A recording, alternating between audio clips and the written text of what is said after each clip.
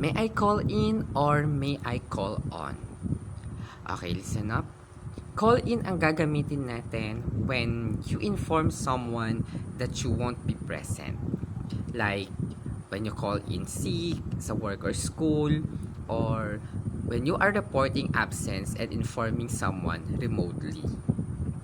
On the other hand, call on naman ang gagamitin natin kasi we mean to rely or visit someone.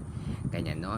So, if we are hosting an event and we need to invite someone on stage, ganyan, ang right phrase na gagamitin natin is, may I call on? No? Ganyan. Hindi siya may I call in. Why? Because call in is used when someone informs you na hindi sila makakarating.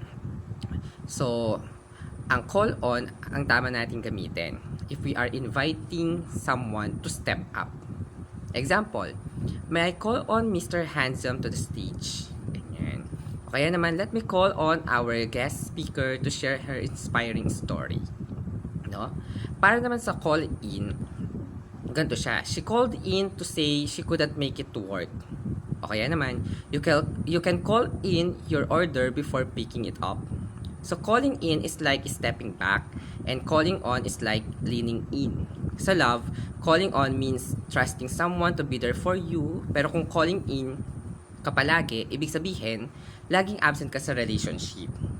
So, ayun, show up for the things and people that matter. So, ganon ang may I call in or may I call on.